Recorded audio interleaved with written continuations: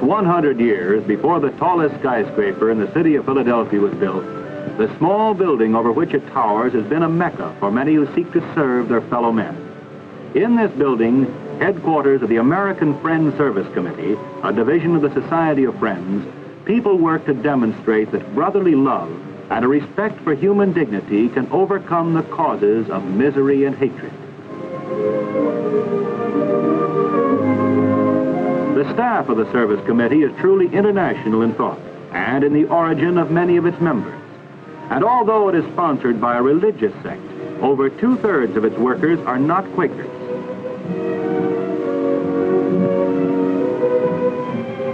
In the United States, many of the projects of the committee are designed to give young people an opportunity to understand the causes of social problems through study, through service, and by meeting and exchanging ideas with other young people in different circumstances and from different backgrounds.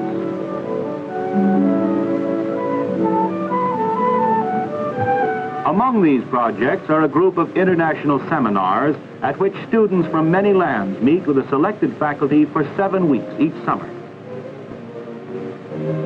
One of these seminars is held in Plymouth, New Hampshire, a village nestled in a valley of the White Mountains. Here, the attractive buildings of a boys' private school house the students, faculty, and staff of the seminar. Each morning, the entire student body of the seminar attends a more or less formal discussion meeting. This meeting is guided by the dean of the faculty, and the subject is generally determined by the special field of knowledge of the visiting faculty member. These subjects may range from a discussion of the United Nations to a consideration of the relationship between science and society. But the meeting usually wanders freely away from the basic subject to embrace the questions, opinions, and special interests of the students.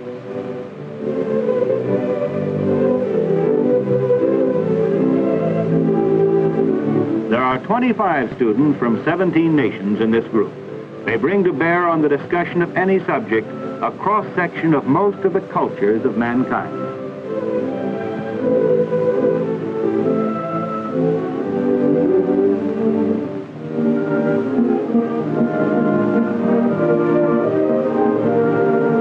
After the discussion meeting, smaller bodies of students meet in study groups to exchange knowledge on a subject in which they have special interest. They will report on their subject at a later meeting of the full seminar. This group is chairmaned by Yoshio Noro from Tokyo.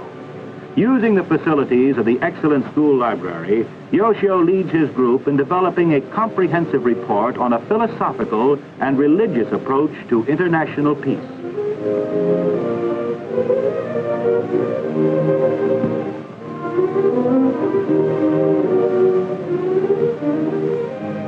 Students frequently hold informal discussions about interesting things in their own countries. In this case, a German boy explains the background of National Socialism. The group includes a Belgian boy, an American girl, a Filipino, and a British Guyanese. Such informal discussions may lead in many directions. A German boy sneezes. An Indian says something in his own language and then explains that in his country it is customary to say, "Your beloved has remembered you," when anyone sneezes.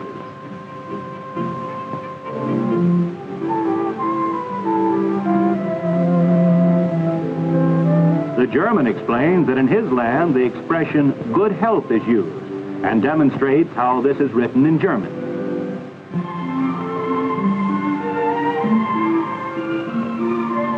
A student from Iraq repeats the Arabian phrase used in the same situation, which means, "God have mercy upon thee," and shows how it is written in Arabic.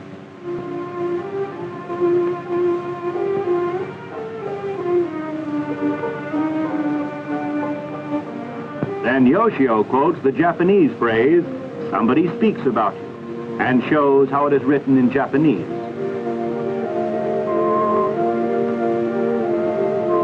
A simple lesson that all over the world people are alike in more ways than they are different. The housekeeping of the seminar is done by the students on a share and share alike basis.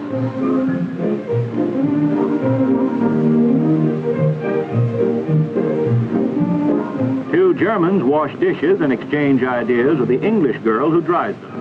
and the American who is detailed for the day to be pot washer. A professional dietitian supervises the menu in the kitchen, but students take turns in preparing the food and helping with the cooking. Frequently, individual students prepare their national dishes, of which none is more popular than the sukiyaki cooked by Yoshio. Some of the proper ingredients for sukiyaki are not readily available in the United States, but Yoshio has substituted others to make a dish that pleases everyone.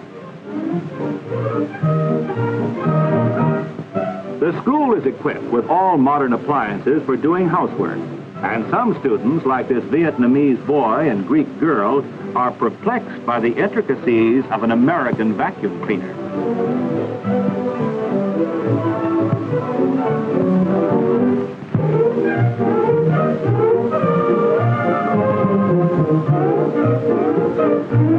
Rules governing life at the seminar are made by students, faculty, and staff jointly in a weekly democratic community meeting.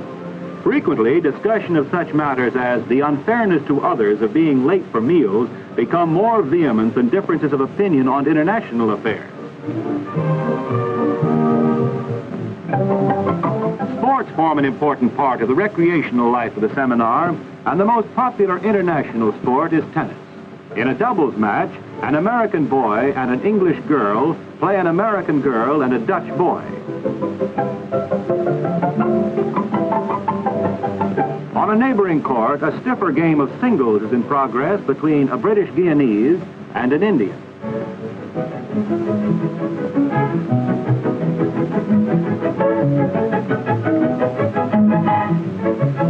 A nearby lake is a popular spot for cultural and recreational activities. Amateur painters like the wife of the seminar's director must expect forthright international criticism. Groups of students organize various kinds of beach sports, but as usual at the seminar, the most popular sport is the spontaneous exchange of ideas. Sometimes students take advantage of these unscheduled meetings for more intimate talks with faculty members, each of whom is an outstanding authority in his field. But frequently, as in this discussion between an Arab and a Sudeten German, the faculty member becomes a moderator for the students' forcefully expressed viewpoints.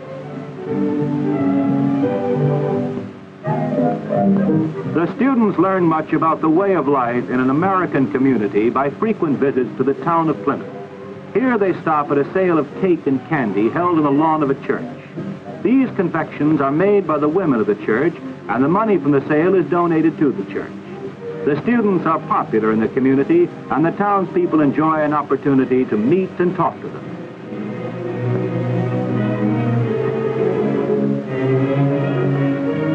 Each visiting lecturer is an expert in some field of international interest, and his lectures deal with his specialty. But his first meeting is with the program committee, where the students suggest the points they would like to have him cover. Together, they work out the coming week's course of study. Each Saturday night, another student committee organizes an entertainment. This week, the school gymnasium has been converted into a cafe in which the students and faculty hold a masquerade party. Some students create unusual costumes which they display to the group. Others, like Yoshio and a friend from India, wear their national costumes.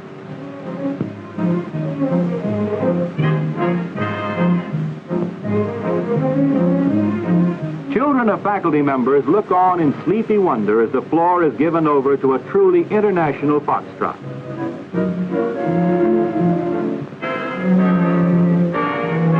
The dean of the seminar and his wife sit with their children to watch the dancing at a table which is decorated with a theme of one world in every language.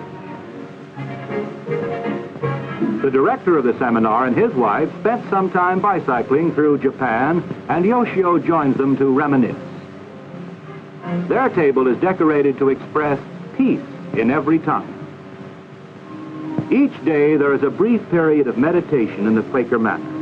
For students who voluntarily attend with the faculty and their families, there is no preaching.